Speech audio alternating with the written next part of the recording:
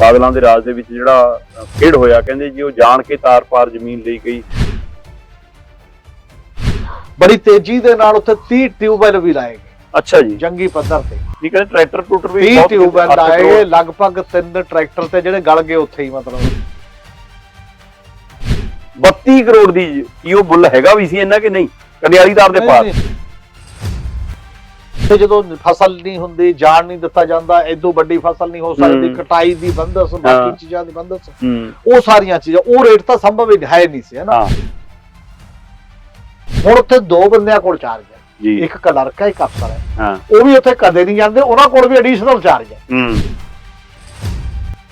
ਜਾਂ ਲੋਕਾਂ ਦਾ ਪੈਸਾ ਹੁੰਦਾ, ਸਰਕਾਰ ਕਿਹੜਾ ਕਿਧਰੋਂ ਲਿਆਉਂਦੀ ਹੈ ਨਾ, ਲੋਕਾਂ ਦੇ ਟੈਕਸਾਂ ਦਾ ਪੈਸਾ। ਉਹ ਪੈਸਾ ਬਰਬਾਦ ਕਰਕੇ ਤੁਸੀਂ ਮਤਲਬ ਕੀ ਫਾਇਦਾ ਕੀਤਾ ਸਟੇਟ ਦਾ। ਸਤਿ ਸ਼੍ਰੀ ਅਕਾਲ ਅਮੀਰ ਭਾਜੀ। ਸਤਿ ਸ਼੍ਰੀ ਅਕਾਲ ਜੀ। ਪੰਜਾਬ ਟੈਲੀਵਿਜ਼ਨ ਤੇ ਆਪਣੇ ਨਾਲ ਜੁੜ ਰਹੇ ਨੇ ਦਰਸ਼ਕ, ਤੇ ਅੱਜ ਕਾਫੀ ਚਰਚਾ ਹੈ ਜ਼ਮੀਨ ਵਾਲੇ ਮਾਮਲੇ ਦੀ। ਮਤਲਬ ਪੰਜਾਬ 'ਚ ਜ਼ਮੀਨ ਦਾ ਵਿਵਾਦ ਹੋਣਾ ਕੋਈ ਨਵਾਂ ਕੰਮ ਤਾਂ ਨਹੀਂ ਆ, ਪਰ ਜਿਹੜਾ ਹੁਣ ਰਾਣੀਆਂ ਕੱਕੜ ਵਾਲੀ ਜ਼ਮੀਨ ਵਾਲਾ ਮਾਮਲਾ ਹੈ, ਕਹਿੰਦੇ ਕਿ ਪੰਜਾਬ ਸਰਕਾਰ ਉੱਥੇ ਪਹੁੰਚੀ ਹੈ ਕਿ ਬਾਦਲਾਂ ਦੇ ਰਾਜ ਦੇ ਵਿੱਚ ਜਿਹੜਾ ਖੇਡ ਹੋਇਆ, ਕਹਿੰਦੇ ਜੀ ਉਹ ਜਾਣ ਕੇ ਤਾਰ-ਪਾਰ ਜ਼ਮੀਨ ਲਈ ਗਈ। 700 ਏਕੜ ਜ਼ਮੀਨ ਦਾ ਮਾਮਲਾ, ਤੇ ਕਹਿੰਦੇ ਕਿ ਉਹ 'ਚ ਕੋਈ ਗੋਲਮੋਲ ਹੋਇਆ, ਕੋਈ ਕਪੜਾ ਹੋਇਆ। ਕੀ ਹੈ ਪੂਰਾ ਮਾਮਲਾ? ਅਸਲ 'ਚ ਤੇ ਮਾਮਲਾ 700 ਏਕੜ ਤੋਂ ਵੀ ਵੱਡਾ ਹੈ। ਅੱਛਾ ਜੀ। ਤੇ ਅੱਜ ਖਬਰਾਂ ਜਿਹੜੀਆਂ ਛਪੀਆਂ ਨੇ 700 ਏਕੜ ਦੀਆਂ ਛਪੀਆਂ ਨੇ, ਪਰ ਇਹ ਲਗਭਗ 1250 ਏਕੜ ਹੈ। ਅੱਛਾ ਜੀ। 825 ਏਕੜ ਤਾਂ ਲੈਂਡ ਹੈ ਜਿਹੜੀ ਕਿਸਾਨਾਂ ਤੋਂ ਲਈ ਗਈ ਹੈ, ਮਤਲਬ। ਤੇ ਲਗਭਗ 745 ਏਕੜ ਦੇ ਕਰੀਬ ਹੈਗੀ ਹੈ ਜਿਹੜੀ ਜਾਂ ਫੋਰੈਸਟ ਡਿਪਾਰਟਮੈਂਟ ਜਾਂ ਗਵਰਨਮੈਂਟ ਦੇ ਕਿਸੇ ਹੋਰ ਡਿਪਾਰਟਮੈਂਟ ਨਾਲ। ਠੀਕ ਹੈ ਜੀ। ਤੇ 49 ਏਕੜ ਇੱਕ ਅਲੱਗ ਜ਼ਮੀਨ ਹੈ ਜਿਹੜੀ ਕਿਸੇ ਹੋਰ ਤਬਕੇ ਨਾਲ ਸੰਬੰਧਿਤ ਸੀ। ਇਹ 1250 ਏਕੜ ਦਾ ਸੀਗਾ। ਔਰ ਇਹਦੇ ਵਿੱਚ ਨਾਲ ਦੀ ਨਾਲ ਇੱਕ ਇਹ ਗੱਲ ਇਹ ਸੀ ਕਿ 4.5 ਲੱਖ ਰੁਪਏ ਪਰ ਏਕੜ ਦਾ ਉੱਥੇ ਉਦੋਂ ਦਾ ਇੱਕ ਹਿਸਾਬ ਕਿਤਾਬ ਲਗਾਇਆ। 32 ਕਰੋੜ 36 ਕਰੋੜ ਦੇ ਵਿੱਚ ਇਹਦੀ ਸੌਦਾ ਹੋਇਆ। ਔਰ ਇਹ ਰਾਵੀ ਦੇ ਭਾਰ ਹੈ। ਮਤਲਬ BSF ਤੋਂ ਪੁੱਛੇ ਬਿਨਾ ਜਾਇਆ ਨਹੀਂ ਜਾ ਸਕਦਾ। ਐਵਰੇਜ ਸਰਦੀ 'ਚ ਤਾਂ 4 ਘੰਟੇ ਤੇ ਗਰਮੀ 'ਚ 5-6 ਘੰਟੇ ਤੋਂ ਵੱਧ ਉੱਥੇ ਰਹਿ ਨਹੀਂ ਦਿੱਤਾ ਜਾਂਦਾ। ਫਸਲ ਨਹੀਂ ਕਰ ਸਕਦੇ। ਔਰ ਉਹ ਜਿਹੜਾ ਇੱਕ ਸਟੈਂਡਰਡ ਬਾਰਡਰ ਤੇ ਹੈਗਾ ਹੀ ਹੈ ਕਿ ਤੁਸੀਂ 2.5 ਫੁੱਟ ਤੋਂ ਉੱਪਰ ਕੋਈ ਫਸਲ ਨਹੀਂ ਵਾ ਸਕਦੇ ਜਾਂ ਬਾਕੀ ਚੀਜ਼ਾਂ ਜੋ ਵੀ ਸਭ ਦੇ ਸਾਹਮਣੇ ਨੇ। ਔਰ ਇਸ ਨੂੰ ਉਸ ਸਮੇਂ ਲਿਆ ਗਿਆ ਜੇ 2008 ਦੇ ਵਿੱਚ। ਹਾਂਜੀ, 2008 ਦੇ ਵਿੱਚ ਇਹਦੇ ਬਾਰੇ ਫੈਸਲਾ ਲਿਆ। 2010 ਤੱਕ ਜਾਂਦੇ ਜਾਂਦੇ ਇਹ ਸਾਰੀ ਜ਼ਮੀਨ ਐਕਵਾਇਰ ਹੋਈ ਤੇ ਵੱਖ-ਵੱਖ ਮਾਮਲਿਆਂ ਦੇ ਵਿੱਚ ਉਹ ਕੀਤਾ। ਫਿਰ ਬੜੀ ਤੇਜ਼ੀ ਦੇ ਨਾਲ ਇਹਨੂੰ ਸੀਡ ਫਾਰਮ ਦੇ ਨਾਂ ਤੇ ਕਿ ਬੀਜ ਫਾਰਮ, ਬੀਜ ਬਣਾਉਣੇ ਨੇ। ਬੜੀ ਤੇਜ਼ੀ ਦੇ ਨਾਲ ਉੱਥੇ 30 ਟਿਊਬਵੈਲ ਵੀ ਲਾਏ ਗਏ। ਅੱਛਾ ਜੀ। ਜੰਗੀ ਪੱਧਰ ਤੇ ਠੀਕ ਹੈ। ਟਰੈਕਟਰ ਟੂਟਰ ਵੀ 30 ਟਿਊਬਵੈਲ ਲਾਏ ਗਏ, ਲਗਭਗ 3 ਟਰੈਕਟਰ ਤੇ ਜਿਹੜੇ ਗਲ ਗਏ ਉੱਥੇ ਹੀ। ਮਤਲਬ ਜਨਰੇਟਰ ਮਸ਼ੀਨਾਂ ਹੋਰ। ਹਾਂ, ਬੜਾ ਕੁਛ ਉੱਥੇ ਭੇਜਿਆ ਕਿਉਂਕਿ ਕਿਸ਼ਤੀ ਰਾਹੀਂ ਉਹਨੂੰ ਜਾਣਾ ਪੈਂਦਾ ਹੈ। ਜਾ ਕੇ ਉੱਥੇ ਸਾਰੀਆਂ ਚੀਜ਼ਾਂ ਉੱਥੇ ਜਿਹੜੀਆਂ ਨੇ ਵਾਪਸ ਤੁਸੀਂ ਟਰੈਕਟਰ ਬਾਰ-ਬਾਰ ਨਹੀਂ ਲਿਆ ਸਕਦੇ, ਉਹ ਤਾਂ ਉੱਥੇ ਹੀ ਖੜੇ ਨੇ, ਬੰਦਿਆਂ ਨੂੰ ਵਾਪਸ ਆਉਣਾ ਪੈਂਦਾ ਹੈ, ਬਾਕੀ ਚੀਜ਼ਾਂ ਹੈਗੀਆਂ ਨੇ। ਔਰ ਪਹਿਲੇ 2 ਸਾਲ ਇਹਨੇ ਮਾੜਾ ਮੋਟਾ ਸੀਡ ਕੀ ਦਿੱਤਾ ਨਹੀਂ, ਇਹ ਉਵੇਂ ਹੀ ਪਿਆ ਫਾਰਮ। ਉਹ ਤਾਂ ਆਜ਼ਾਦ ਜਿਵੇਂ ਬੰਜਰ ਜ਼ਮੀਨ ਪਈ ਹੁੰਦੀ, ਵੱਡਾ ਘਾਹ ਜਿਹੜਾ ਉੱਗਿਆ ਹੋਇਆ ਉਸ ਲੈਵਲ ਦਾ ਪਿਆ ਹੋਇਆ। ਹੁਣ ਸਵਾਲ ਸਭ ਤੋਂ ਇਹ ਉੱਠਿਆ ਅਸਲ ਦੇ ਵਿੱਚ ਤਾਂ ਇੱਕ ਕਿ ਕੀ ਇਹ ਜ਼ਮੀਨ ਕਿਹੜੇ ਮਕਸਦ ਲਈ ਲਈ ਗਈ, ਇਹਦੇ ਪਿੱਛੇ ਉਦੋਂ ਦਲੀਲਾਂ ਕੀ ਸੀ, ਮਨਸ਼ਾ ਕੀ ਸੀ। ਕੀ ਉਸ ਮਨਸ਼ਾ ਦੇ ਤਹਿਤ ਇਹ ਤਾਂ ਨਹੀਂ ਕਿ ਰਸੂਖਵਾਨਾਂ ਨੇ ਸਧਾਰਨ ਕਿਸਾਨਾਂ ਤੋਂ ਪਹਿਲਾਂ ਲੈ ਲਈ ਹੋਵੇ ਕੌਡੀਆਂ ਦੇ ਭਾਅ, ਬਾਅਦ ਦੇ ਵਿੱਚ ਉਹ ਐਕਵਾਇਰ ਕਰਾ ਦਿੱਤੀ ਗਈ ਹੋਵੇ। ਇਹ ਵੀ ਇੱਕ ਰੀਜਨ ਹੋ ਸਕਦਾ। ਦੂਜੀ ਗੱਲ ਇਹ ਵੀ ਇੱਕ ਕਾਰਨ ਹੋ ਸਕਦਾ ਕਿ ਕਿਸੇ ਹੋਰ ਜਗ੍ਹਾ ਦੀ ਜ਼ਮੀਨ ਕਿਸੇ ਹੋਰ ਨੂੰ ਚਾਹੀਦੀ ਹੋਵੇ, ਉਹਦੇ ਵੱਟੇ ਤੁਸੀਂ ਇੱਧਰ ਗਵਰਨਮੈਂਟ ਦੇ ਖਾਤੇ ਪਾ ਦਿੱਤਾ ਹੋਵੇ ਮਾਮਲਾ। ਉਹ ਵੀ ਕੋਈ ਗੱਲ ਇਸ ਲੈਵਲ ਦੇ ਉੱਤੇ ਹੋ ਸਕਦੀ ਹੈ। ਤੇ ਮੰਤਰੀ ਜਿਹੜਾ ਖੇਤੀ ਮੰਤਰੀ ਹੈ ਕੁਲਦੀਪ ਧਾਲੀਵਾਲ, ਇਹਨੇ ਕਿਹਾ ਅਸੀਂ ਜਾਂਚ ਕਰਾਵਾਂਗੇ। ਉਸ ਸਮੇਂ ਦੀ ਜਾਂਚ ਦੇ ਵਿੱਚ ਇਹਦਾ ਮਤਲਬ ਕੌਣ ਬੰਦੇ ਇਨਵੋਲਵ ਹੋਏ, ਜੇਕਰ ਜਾਂਚ ਹੋਏਗੀ ਤਾਂ ਕਿਹਦੇ ਤੋਂ ਪੁੱਛ ਹੋਏਗੀ, ਕਿਹੜੇ ਬੰਦਿਆਂ ਦੀ ਸ਼ਮੂਲੀਅਤ ਹੁੰਦੀ ਹੈ। ਔਰ ਉਦੋਂ ਡਿਪਟੀ ਕਮਿਸ਼ਨਰ ਕਾਹਨ ਸਿੰਘ ਪੰਨੂ ਹੋਣੀ ਸੀਗੇ ਅੰਮ੍ਰਿਤਸਰ ਦੇ ਵਿੱਚ ਜਦੋਂ ਇਹ ਫਾਰਮ ਬਣਿਆ। ਔਰ ਉਦੋਂ ਮੰਤਰੀ ਸੀਗੇ ਜਿਹੜੇ ਖੇਤੀਬਾੜੀ ਮੰਤਰੀ, ਉਹ ਕੱਲ ਹੀ ਹੈ ਜੇ ਥੋੜਾ ਬਹੁਤ ਸੁੱਚਾ ਸਿੰਘ ਲੰਗਾ ਜਿਹੜੇ ਉਸ ਪੱਧਰ ਦੇ ਉੱਤੇ ਸੀਗੇ, ਮੰਤਰੀ ਸੀ। ਤੇ ਚੀਫ ਮਿਨਿਸਟਰ ਪ੍ਰਕਾਸ਼ ਸਿੰਘ ਬਾਦਲ ਸੀਗੇ ਹੀ ਹੈ। 2007 ਤੋਂ ਬਾਅਦ ਇਹ ਸਰਕਾਰ ਆਈ ਸੀ ਉਸ ਪੱਧਰ ਦੇ ਉੱਤੇ। ਔਰ ਇਹਦੇ ਲਈ 2 ਕਮੇਟੀਆਂ ਵੀ ਬਣੀਆਂ, ਇੱਕ ਡਿਸਟ੍ਰਿਕਟ ਲੈਵਲ ਦੀ ਕਮੇਟੀ ਬਣੀ ਸੀ, ਇੱਕ ਸੂਬੇ ਲੈਵਲ ਦੀ ਕਮੇਟੀ ਬਣੀ ਸੀ, ਖਰੀਦ ਕਰਨ ਵੇਲੇ ਵੀ ਤੇ ਵੱਖ-ਵੱਖ ਮਾਮਲਿਆਂ ਦੇ। ਹੁਣ ਇਹ ਤਾਂ ਇੱਕ ਅਲੱਗ ਮਾਮਲਾ ਹੈ ਕਿ ਕੀ ਮਤਲਬ ਉਹਦੇ ਚ ਜ਼ਮੀਨ ਚ ਖੜਾ ਹੋਇਆ ਜਾਂ ਨਹੀਂ। ਦੂਜਾ ਮਾਮਲਾ ਇਹਦਾ ਇਹ ਵੀ ਹੈ, ਇਹਨੇ ਹੁਣ ਤੱਕ ਦਿੱਤਾ ਕੀ। ਤੀਜਾ ਮਾਮਲਾ ਇਹਦੇ ਚ ਇਹ ਵੀ ਹੈ ਕਿ ਪੰਜਾਬ ਗਵਰਨਮੈਂਟ ਨੇ ਜਿਹੜੇ ਚੰਗੇ ਭਲੇ ਸੀਡ ਫਾਰਮ ਸੀ ਉਹ ਤਾਂ ਇੱਧਰ ਉੱਧਰ ਵੰਡਤੇ ਹੋਰਾਂ ਲੋਕਾਂ ਨੂੰ। ਇਹ ਉੱਥੇ ਜਾ ਕੇ ਕਿਉਂ ਬਣਾਇਆ? ਇਹ ਉੱਥੇ ਜਾ ਕੇ ਤੁਸੀਂ ਕਿਉਂ ਮਤਲਬ ਇਹ ਪੰਗਾ ਲਿਆ ਜਾਂ ਬਣਾਇਆ ਗਿਆ? ਇਹ ਕਈ ਸਵਾਲ ਨੇ। ਮੈਂ ਸਵਾਲਾਂ ਤੇ ਆਉਣਾ ਭਾਜੀ। ਜਿਹੜੀ ਗੱਲ ਤੁਸੀਂ ਕੀਤੀ ਮੈਂ ਆਪਾਂ ਪੂਰੀ ਖੋਲ ਕੇ ਕਰ ਲਈ। ਕਹਿੰਦੇ ਕਿ ਜਿਹੜੇ ਤੁਸੀਂ ਕਹਿੰਦੇ ਹੋ 32 ਕਰੋੜ ਦਾ ਇਹ ਟੋਟਲ ਪ੍ਰੋਜੈਕਟ ਸੀ, ਇਹਦੇ ਵਿੱਚ 8 ਕਰੋੜ ਦੀ ਮਸ਼ੀਨਰੀ ਦੱਸੀ ਜਾ ਰਹੀ ਆ। ਉਹ ਜਿਵੇਂ ਤੁਸੀਂ ਦੱਸਿਆ ਕਿ ਟਰੈਕਟਰ ਨੇ, 30 ਟਿਊਬਲ ਨੇ, ਜਨਰੇਟਰ ਨੇ, ਹੋਰ ਸੰਦ ਨੇ। 8 ਕਰੋੜ ਰੁਪਏ ਇਹਦੇ ਪਰ ਖਰਚਿਆ। ਤੇ ਹੁਣ ਇੱਕ ਹਵਾਲੇ ਨਾਲ ਤਾਂ ਇਹ ਹੈ, ਜਿਵੇਂ ਤੁਸੀਂ ਕਿਹਾ ਕਿ ਮੈਂ ਉਸ ਹਵਾਲੇ ਤੋਂ ਸ਼ੁਰੂ ਕਰਨਾ ਚਾਹੁੰਦਾ ਕਿ ਇੱਕ ਪਾਸੇ ਸਾਡੇ ਕੋਲ ਲੁਧਿਆਣੇ 'ਚ ਵੱਡੀ ਯੂਨੀਵਰਸਿਟੀ ਹੈਗੀ ਹੈ, ਉਹ ਤੋਂ ਬਿਨਾਂ ਹੋਰ ਅਸੀਂ ਨਾਰਮਲ ਥਾਵਾਂ ਦੇ ਉੱਤੇ ਖੇਤੀਬਾੜੀ ਯੂਨੀਵਰਸਿਟੀ ਲੈ ਲੈਂਦੀ ਹੈ ਕਿਸਾਨਾਂ ਦੇ ਖੇਤ ਕਿ ਭਾਈ ਇੱਥੇ ਤੁਸੀਂ ਹਲਦੀ ਵਾਲਾ ਬੀਜ ਲਓ, ਇੱਥੇ ਆਹ ਤਜਰਬਾ ਕਰ ਲਓ। ਫਿਰ ਉਹ ਕੰਡਿਆਲੀ ਤਾਰ ਦੇ ਪਾਰ ਜਾਣ ਦੇ ਪਿੱਛੇ ਕਿਹੜੀ ਮਨਸ਼ਾ ਹੋ ਸਕਦੀ ਹੈ? ਪਹਿਲਾਂ ਮੈਂ ਇੱਥੋਂ ਹੀ ਗੱਲ ਸ਼ੁਰੂ ਕਰਨ ਜਾਣਾ। ਅੰਮ੍ਰਿਤਸਰ 'ਚ ਤਾਂ ਹੋਰ ਵੀ ਸੀਡ ਫਾਰਮ ਹੈਗੇ ਸੀ। ਨਾਲੇ ਸਾਡੇ ਜਿਹੜੇ ਸੀਡ ਫਾਰਮ ਨੇ, ਲਾਡੋ ਵਾਲੀ ਸਭ ਤੋਂ ਬੜਾ ਪੀਏਯੂ ਦਾ ਸੀ, ਉਹ ਕੁਝ ਭਾਰਤੀ ਨੂੰ ਦੇਤਾ, ਕੁਝ ਫਲਾਨਿਆਂ ਨੂੰ ਦੇਤਾ, ਕੰਪਨੀਆਂ ਨੂੰ ਦੇਤੇ। ਆ ਜਲੰਧਰ ਦੇ ਵਿੱਚ ਸਾਡੇ ਕੋਲ ਸਕਾਟਲੈਂਡ ਸ਼ੂਗਰ ਦਾ ਰਿਸਰਚ ਖੋਜ ਸੀਡ ਫਾਰਮ ਹੈਗਾ। ਉਹ ਨਹੀਂ, ਉਹ ਦੇਤਾ ਸਾਰਾ, ਜਿਹੜਾ ਉਹ ਇੱਕ ਪੀਮਜ ਨੂੰ ਦੇਤਾ ਸੀਗਾ, ਜਿਹੜਾ ਹੋਰ ਇੱਕ ਪ੍ਰਾਈਵੇਟ ਉਹ ਸਾਰੇ ਮਾਮਲੇ ਮਤਲਬ ਕੰਪਨੀ ਦਾ ਇੱਕ ਹਸਪਤਾਲ ਜਿਹੜਾ ਬਣਵਾਉਣ ਦੇ ਲਈ। ਔਰ ਜਿੰਨੇ ਵੀ ਸਾਡੇ ਫਾਰਮ ਨੇ, ਇੱਥੇ ਇੱਕ ਫਾਰਮ ਹੈ ਸਰਹੰਦ ਦੇ ਨੇੜੇ ਵੱਡਾ, ਉਹ ਪੀਐਨਬੀ ਨੂੰ ਦਿੱਤਾ ਹੋਇਆ। ਵੱਖ-ਵੱਖ ਮਾਮਲਿਆਂ ਦੇ ਵਿੱਚ ਅਸੀਂ ਕਿੰਨੇ ਫਾਰਮ ਉਡਾਤੇ ਜਿਹੜੇ ਜਿੱਥੇ ਕੋਈ ਸੀਡ ਹੀ ਨਹੀਂ। ਉਹਦਾ ਕਾਰਨ ਵੀ ਇੱਕ ਹੋ ਗਿਆ। ਉਹਦਾ ਇੱਕ ਵੱਡਾ ਕਾਰਨ ਇਹ ਵੀ ਹੋ ਗਿਆ ਕਿਉਂਕਿ ਹੁਣ ਤਾਂ ਅਸੀਂ ਸੀਡ ਹੀ ਬਹੁਤਾ ਲੈਂਦੇ ਕਿੱਥੋਂ ਆ? ਉਹ ਲੈਂਦੇ ਆ ਕੰਪਨੀਆਂ ਦਾ, ਬੀਟੀ ਕਾਟਨ ਆ ਗਿਆ ਜੀ, ਫਲਾਨਾ ਸ਼ੂਗਰ ਜੇ ਉਹ ਆ। ਤਾਂ ਸੀਡ ਫਾਰਮ ਚੰਗੇ ਭਲੇ ਜਿਹੜੇ ਚੱਲਦੇ ਅਸੀਂ ਠੱਪ ਕਰਾਏ ਨੇ ਹੌਲੀ ਹੌਲੀ। ਇਹਦੇ ਚ ਸਾਰੇ ਸੀਡ ਫਾਰਮਾਂ ਦਾ ਵੀ ਦੇਖਿਆ ਜਾਏ ਕਿਹੜੇ ਕਿਹੜੇ ਕੰਪਨੀਆਂ ਦਾ ਵੀ ਰੋਲ ਹੋ ਸਕਦਾ, ਕਿਉਂਕਿ ਜਦੋਂ ਸਾਡੇ ਬੀਜ ਹੁਣ ਤਾਂ ਪੀਏਯੂ ਤੇ ਵੀ ਇਹ ਸਵਾਲ ਉੱਠਦੇ ਨੇ ਲਗਾਤਾਰ, ਕਿਉਂਕਿ ਤਨਖਾਹਾਂ ਤੋਂ ਵੱਧ ਪੈਸਾ ਨਹੀਂ ਜਾਂਦਾ, ਇਸ ਲਈ ਨਵੇਂ ਬੀਜ ਤਿਆਰ ਕਰਨ ਦਾ ਜਿਹੜਾ ਇੱਕ ਤਰੀਕਾ ਉਹ ਕਿੰਨਾ ਹੁੰਦਾ। ਪਰ ਜਿਹੜਾ ਇਹ ਸਵਾਲ ਹੈ ਕਿ ਉੱਥੇ ਕਿਉਂ ਗਏ?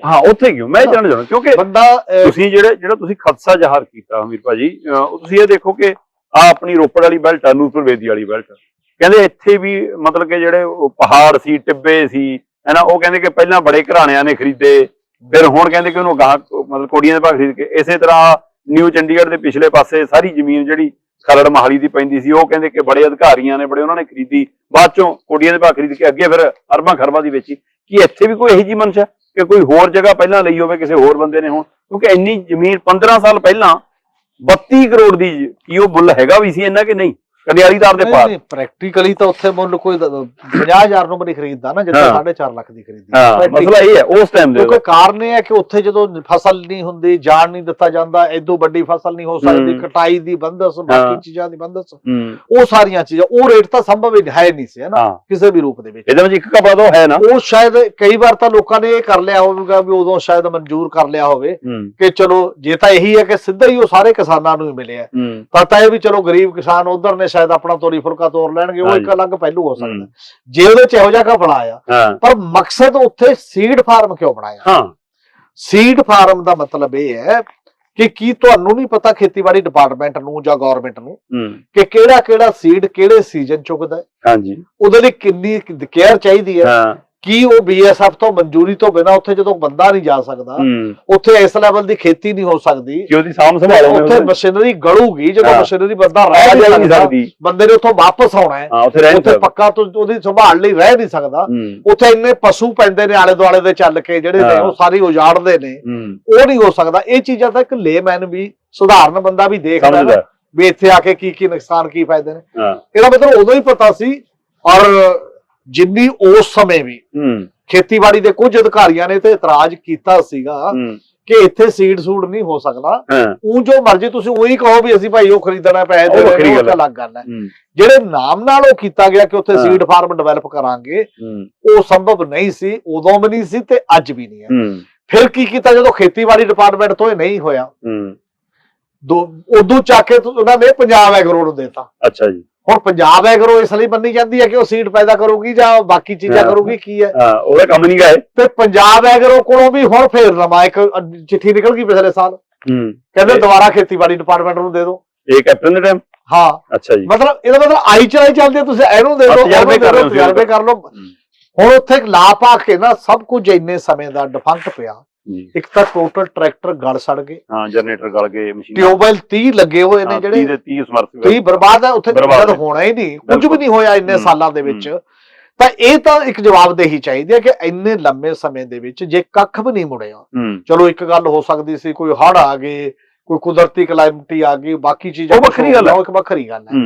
ਜੇ ਉੱਥੇ ਹੋਇਆ ਨਹੀਂ, ਹੁਣ ਉੱਥੇ 2 ਬੰਦਿਆਂ ਕੋਲ ਚਾਰਜ ਹੈ, ਇੱਕ ਕਲਰਕ ਹੈ, ਇੱਕ ਅਫਸਰ ਹੈ, ਉਹ ਵੀ ਉੱਥੇ ਕਦੇ ਨਹੀਂ ਜਾਂਦੇ, ਉਹਨਾਂ ਕੋਲ ਵੀ ਐਡੀਸ਼ਨਲ ਚਾਰਜ ਹੈ।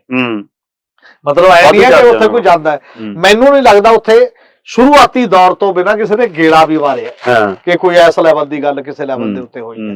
ਇਸ ਕਰਕੇ ਇਹ ਗੱਲ ਕਿ ਜਦੋਂ ਵੀ ਤੁਹਾਨੂੰ ਸਰਕਾਰੀ ਪੈਸਾ ਹੈ ਜਾਂ ਲੋਕਾਂ ਦਾ ਪੈਸਾ ਹੁੰਦਾ, ਸਰਕਾਰ ਕਿਹੜਾ ਕਿਧਰੋਂ ਆਉਂਦੀ ਹੈ ਨਾ, ਲੋਕਾਂ ਦੇ ਟੈਕਸਾਂ ਦਾ ਪੈਸਾ ਹੁੰਦਾ, ਉਹ ਪੈਸਾ ਬਰਬਾਦ ਕਰਕੇ ਤੁਸੀਂ ਮਤਲਬ ਕੀ ਫਾਇਦਾ ਕੀਤਾ ਸਟੇਟ ਦਾ, ਤੇ ਕੀ ਹੁਣ ਇਹ ਇਕੱਲੀ ਜਾਂਚ ਤਾਂ ਹੋ ਜੂਗੀ, ਹਾਂਜੀ ਮਤਲਬ ਜਾਂਚ ਵੀ ਹੋ ਜੇ ਕੀ ਕੋਈ ਉਹਦੇ ਚ ਘਪਲਾ ਵੀ ਹੋਇਆ ਜਾਂ ਨਹੀਂ ਹੋਇਆ, ਹੋ ਸਕਦਾ ਪੈਸਾ ਕਿਸੇ ਕੋਲ ਗਿਆ ਨਹੀਂ ਗਿਆ ਤਾਂ ਜਾਂਚ ਠੀਕ ਤੁਸੀਂ ਕਹਿੰਦੇ ਹੋ ਜਿਵੇਂ ਫਾਈਨੈਂਸ਼ੀਅਲੀ ਜਾਂਚ ਦਾ ਵਿਸ਼ਾ ਹੈ ਕਿ ਕੀ ਪੈਸੇ ਦਾ ਚ ਕੋਈ ਸੌਦਾਬਾਜ਼ੀ ਸੀ। ਦੂਸਰਾ ਇਹਦੇ ਵਿੱਚ ਤੁਸੀਂ ਕਹਿੰਦੇ ਹੋ ਕਿ ਹੁਣ ਜੇ ਉੱਥੇ ਲਾਇਆ ਸੀ ਤਾਂ ਪਹਿਲਿਆਂ ਨੇ ਕੀ ਕੱਢ ਲਿਆ ਚੋਂ, ਇਹ ਸਵਾਲ ਹੈ, ਇਹ ਵੀ ਫੇਲ ਹੈ। ਤੀਸਰਾ ਗੱਲ ਇਹ ਵੀ ਹੈ ਕਿ ਕੀ ਸਾਡੇ ਉਹ ਟੈਕਨੋਕ੍ਰੇਟ ਇਹੋ ਜਿਹੇ ਵਿਜਨ ਦੇ ਨੇ ਜਿੱਥੇ ਤੁਹਾਡਾ ਨਜ਼ਰੀਆ ਮਤਲਬ ਤੁਹਾਡੇ ਇਹ ਉਦਾਹਰਨ ਹੈ ਨਾ, ਬਾਕੀ ਥਾਵਾਂ ਤੇ ਕੀ ਕੀਤਾ ਹੋਊਗਾ, ਬਾਕੀ ਜਗ੍ਹਾ ਫਿਰ ਤੁਸੀਂ ਕੀ ਕੀਤਾ, ਤਾਂ ਮਤਲਬ ਫਿਰ ਤਾਂ ਇਹ ਮੰਨਿਆ ਜਾਊਗਾ ਕਿ ਤੁਹਾਡੀ ਲਿਆਕਤ ਤੇ ਵੀ ਸਵਾਲ ਉੱਠਦਾ। ਇਹ ਭਾਜੀ ਇਹ ਲਿਆਕਤ ਹੈ ਕਿ ਸਿਆਸੀ ਦਬਾਅ, ਹੋ ਸਕਦਾ ਕਿ ਉਹਨਾਂ ਨੇ ਸਲਾਹ ਵੀ ਦਿੱਤੀ ਹੋਵੇ, ਕਿਉਂਕਿ ਪੰਜਾਬ ਸਰਕਾਰ ਜਿਹੜੀ ਹੁਣ ਮੌਜੂਦਾ ਸਰਕਾਰ ਹੈ, ਕਿ ਇਹ ਇਸ ਨਜ਼ਰੀਏ ਤੋਂ ਵੀ ਇਸ ਮਸਲੇ ਤੇ ਕੰਮ ਕਰ ਰਹੀ ਹੈ ਕਿ ਇਹਦੇ ਵਿੱਚ ਕਾਹਨ ਸਿੰਘ ਪੰਨੂ ਹੈ, ਇਹਦੇ ਵਿੱਚ ਸੁੱਚਾ ਸਿੰਘ ਲੰਗਾਹ ਤੇ ਪ੍ਰਕਾਸ਼ ਸਿੰਘ ਬਾਦਲ ਹੈ, ਕਿ ਇਸ ਨਜ਼ਰੀਏ ਤੋਂ ਵੀ ਹੋ ਰਹੀ ਹੈ ਜਾਂ ਸੱਚਮੁੱਚ ਖੇਤੀ ਵਾਲੇ ਪਹਿਲੂ ਤੋਂ ਜਾਂਚ ਹੋਊਗੀ? ਨਹੀਂ, ਕਾਹਨ ਸਿੰਘ ਪੰਨੂ ਨਾਲ ਵੀ ਅੱਜ ਕੱਲ ਜਿਹੜਾ ਅੰਕੜਾ ਹੈ, ਹੋ ਸਕਦਾ ਇਹਦੇ ਪਿੱਛੇ ਇਸ ਕਰਕੇ ਵੀ ਹੋਵੇ, ਪਰ ਇੱਕ ਗੱਲ ਤਾਂ ਕਲੀਅਰ ਹੈ ਕਿ ਉਹ ਬਰਬਾਦ ਕੀਤਾ, ਪੈਸਾ ਵੀ ਬਰਬਾਦ ਕੀਤਾ, ਜ਼ਮੀਨ ਵੀ ਬਰਬਾਦ ਕੀਤੀ, ਜ਼ਮੀਨ ਬਰਬਾਦ ਹੋਈ ਹੈ, ਇੰਨੇ ਸਮੇਂ ਤੋਂ ਲੋਕਾਂ ਦੀ એનર્ਜੀ ਬਰਬਾਦ ਹੋਈ ਹੈ, ਔਰ ਉਹ ਸਾਰੀਆਂ ਚੀਜ਼ਾਂ ਤਾਂ ਹੋਈਆਂ ਹੀ ਨੇ, ਔਰ ਉਹਦੀ ਭਰਪਾਈ ਕੌਣ ਕਰੇਗਾ ਕਿਵੇਂ? ਜਾਂ ਹੁਣ ਇਦੋਂ ਬਾਅਦ ਦਾ ਵੀ ਸਵਾਲ ਹੈ ਕਿ ਜੀ ਉਹ ਸੀਡ ਫਾਰਮ ਨਹੀਂ ਹੈ ਤਾਂ ਹੁਣ ਉੱਥੇ ਕੀ ਹੋ ਸਕਦਾ, ਹੁਣ ਕੀ ਹੋਏਗਾ, ਕੀ ਕੁਝ ਹੋ ਸਕਦਾ, ਕੀ ਦੁਬਾਰਾ ਕੁਝ ਉੱਥੇ ਲੱਗ ਸਕਦਾ, ਉੱਥੇ ਕੁਝ ਵੀ ਉਸਾਰੀ ਨਹੀਂ ਹੋ ਸਕਦੀ, ਉੱਥੇ ਕੁਝ ਵੀ ਚੀਜ਼ਾਂ ਹੋ ਨਹੀਂ ਸਕਦੀਆਂ, ਤਾਂ ਹੁਣ ਦੁਬਾਰਾ ਭਰਪਾਈ ਦਾ ਸਵਾਲ ਕੀ ਹੋਏਗਾ? ਨਹੀਂ, ਭਰਪਾਈ ਦਾ ਸਵਾਲ ਮੇਰਾ ਖਿਆਲ ਹੁਣ ਹੋ ਸਕਦਾ ਹਮੀਰ ਭਾਜੀ, ਕਿਉਂਕਿ ਪੰਜਾਬ ਸਰਕਾਰ ਨੇ ਇੱਕੋ ਚਿੱਠੀ ਕੇਂਦਰ ਨੂੰ ਕਿ ਜੇ ਕਿ ਅਸੀਂ ਤਾਰ ਪੱਟ ਕੇ ਪਰਲੇ ਪਾਸੇ ਲੈ ਜਾਣੀ ਹੈ, ਖੇਤ ਉਰਾਂ ਲਿਆਈਏ, ਕੀ ਏਦਾਂ ਵੀ ਸੰਭਵ ਹੈ? ਮਾਨ ਸਰਕਾਰ ਦੀ ਉਹ ਚਿੱਠੀ ਕਿੰਨੀ ਕੁ ਗੰਭੀਰ ਹੈ? ਉਹ ਤਾਂ ਦੇਖੋ ਸੂਬਾ ਸਰਕਾਰ ਦੇ ਦਾਇਰੇ ਦੀ ਗੱਲ ਨਹੀਂ ਹੁੰਦੀ, ਇਹ ਤਾਂ ਤੁਹਾਡੀ ਅਪੀਲ ਹੀ ਹੈ। ਉਹ ਤਾਂ ਇੱਕ ਨੈਸ਼ਨਲ ਨੈਟਵਰਕ ਬਣਿਆ ਹੋਇਆ ਵੀ ਭਾਈ ਇੱਥੋਂ ਇੰਨੀ ਤਾਰ ਲੱਗਣੀ ਹੈ, ਇੰਨਾ ਡਿਸਟੈਂਸ ਹੋਣਾ ਚਾਹੀਦਾ, ਉਹਨਾਂ ਦਾ ਡਿਸੀਜਨ ਹੈ। ਉਹ ਤੁਹਾਡੇ ਕਹੇ ਤੇ ਤਾਂ ਇੱਧਰ ਉੱਧਰ ਤਾਰ ਨਹੀਂ ਹੁੰਦੀ, ਜਿਹੜੀਆਂ ਵੀ ਚੀਜ਼ਾਂ ਨੇ, ਨਹੀਂ ਤਾਂ ਫਿਰ ਸੌਖਾ ਕੰਮ ਹੈ। ਉਹ ਸਰਹੱਦੀ ਕਿਸਾਨਾਂ ਨੂੰ ਅਸਲ 'ਚ ਇੱਕ ਤਾਂ ਉੱਥੇ ਤੁਸੀਂ ਕੁਝ ਬੰਦਿਆਂ ਨੂੰ ਤਾਂ ਦੇਤਾ, ਚਲੋ ਜਿਹੜੇ ਬਾਕੀ ਦੇ ਸਰਹੱਦੀ ਕਿਸਾਨ ਨੇ ਜਿਨ੍ਹਾਂ ਨੂੰ ਗਵਰਨਮੈਂਟ ਆਫ ਇੰਡੀਆ ਨੇ ਵੀ ਵਾਅਦਾ ਕੀਤਾ ਹੋਵੇ ਤੁਹਾਡੀਆਂ ਜ਼ਮੀਨਾਂ ਦਾ ਨੁਕਸਾਨ ਹੋ ਜਾਂਦਾ, ਇੰਨਾ ਅਸੀਂ ਤੁਹਾਨੂੰ ਪੈਸੇ ਦਿਆ ਕਰਾਂਗੇ, ਉਹ ਪੈਸੇ ਲਗਾਤਾਰ ਮਿਲ ਨਹੀਂ ਰਹੇ, ਬਾਕੀ ਚੀਜ਼ਾਂ ਨੇ, ਸਾਰਿਆਂ ਦਾ ਫਾਇਦਾ ਥੋੜੀ ਉਧਰ ਆਊਗਾ, ਇਹ ਤਾਂ ਗਿਣਤੀ ਤੇ ਤਾਂ ਹੁੰਦਾ ਨਾ। ਔਰ ਕੀ ਇਹ ਵੀ ਦੇਖਣਾ ਪਊਗਾ ਉਹ ਜਿੱਥੇ ਗਿਣਤੀ ਦੇ ਬੰਦਿਆਂ ਨੂੰ ਤੁਸੀਂ ਦਿੱਤਾ ਹੈ ਉੱਥੇ ਪਰਸਨਲ ਇੰਟਰਸਟ ਵੀ ਕਿਸੇ ਮਿਨਿਸਟਰ ਦਾ ਵੀ ਹੋ ਸਕਦਾ ਹੈ, ਕਿਸੇ ਅਫਸਰ ਦਾ ਵੀ ਹੋ ਸਕਦਾ ਹੈ, ਕੋਈ ਉਹਦੇ ਰਿਲੇਟਿਵ ਵੀ ਹੋ ਸਕਦੇ ਨੇ, ਕੋਈ ਆਪਣੇ ਆਪ ਵੀ ਬੰਦੇ ਹੋ ਸਕਦੇ ਨੇ, ਕੌਣ ਨੇ ਉਹ? ਉੱਥੇ ਤੱਕ ਜਾਂਚ ਜਾਊਗੀ। ਇਹ ਵੀ ਕਰਨਾ ਚਾਹੀਦਾ ਹੈ ਕਿ ਪੋਲੀਟੀਕਲ ਪ੍ਰੈਸ਼ਰ ਚਾਹੇ ਸੀਗਾ ਕਿ ਉਸ ਸਮੇਂ ਦੇ ਕੁਝ ਅਫਸਰਾਂ ਨੇ ਫਾਈਲ ਤੇ ਲਿਖਿਆ ਕੀ ਕਿਸੇ ਨੇ ਇਤਰਾਜ਼ ਜਤਾਇਆ ਵੀ ਇਹ ਰਿਕਾਰਡ ਚੈੱਕ ਕਰ, ਫਿਰ ਜੇ ਉਹ ਬਲਡੋਜ਼ ਕੀਤਾ ਤਾਂ ਕਿਹਨੇ ਕਰਾਇਆ, ਉਹਦਾ ਕੀ ਇੰਟਰਸਟ, ਕਿਹਨੇ ਉਹਨੂੰ ਇਗਨੋਰ ਕੀਤਾ, ਇਹ ਬਿਲਕੁਲ ਵੱਡਾ ਸਵਾਲ ਹੈ ਇਹ ਕਾਫੀ। ਸੋ ਇਸ ਲਈ ਇਸ ਪਹਿਲੂ ਤੋਂ ਸਾਫ਼ ਹੈ ਕਿ ਸਰਕਾਰ ਨੇ ਜਿਹੜੀ ਇਹ ਪਰਤ ਸਾਹਮਣੇ ਉਧੇੜੀ ਹੈ, ਉਹ ਵੱਡੇ ਸਵਾਲ ਖੜੇ ਕਰਦੀ ਹੈ, ਚਾਹੇ ਉਹ ਜ਼ਮੀਨ ਦੇ ਘਪਲੇ ਨੂੰ ਲੈ ਕੇ ਹੋਵੇ, ਚਾਹੇ ਉਹ ਰਾਜਨੀਤਿਕ ਅਪਰੋਚ ਨੂੰ ਲੈ ਕੇ ਹੋਵੇ, ਚਾਹੇ ਕਿਸੇ ਰਸੂਖਦਾਰ ਨੂੰ ਖੁਸ਼ ਕਰਨ ਨੂੰ ਲੈ ਕੇ ਹੋਵੇ। ਤੇ ਦੂਸਰਾ ਸਵਾਲ ਸਭ ਤੋਂ ਬੜਾ ਜਿਹੜਾ ਹਮੀਰ ਭਾਜੀ ਨੇ ਸਾਡੇ ਸਾਹਮਣੇ ਲਿਆਂਦਾ, ਉਹ ਲਿਆਂਦਾ ਕਿ ਭਾਈ ਉਸ ਜ਼ਮੀਨ ਚੋਂ ਕੱਢਿਆ ਕੀ, ਤੇ ਦੂਸਰੇ ਜਿਹੜੇ ਸਾਡੀ ਨੀਤੀ ਘਾੜ ਨੇ, ਖੇਤੀ ਮਾਰ ਨੇ, ਉਹਨਾਂ ਨੇ ਇਸ ਫੈਸਲੇ ਤੇ ਕੀ ਹਾਮੀ ਭਰੀ ਸੀ ਜਾਂ ਕੁਝ ਧਿਰਾਂ ਨੇ ਉਹਦੇ ਤੇ ਇਤਰਾਜ਼ ਵੀ ਜਤਾਇਆ ਸੀ। ਸੋ ਆਉਣ ਵਾਲੇ ਸਮੇਂ 'ਚ ਮੈਨੂੰ ਲੱਗਦਾ ਇਸ ਹਵਾਲੇ ਨਾਲ ਹੋਰ ਕਈ ਮਾਮਲੇ ਉਜਾਗਰ ਹੋਣਗੇ। ਸੋ ਵੱਡਾ ਸਵਾਲ ਹੈ। ਬਹੁਤ ਬਹੁਤ ਧੰਨਵਾਦ ਭਾਜੀ, ਬਹੁਤ ਸ਼ੁਕਰੀਆ ਭਾਜੀ।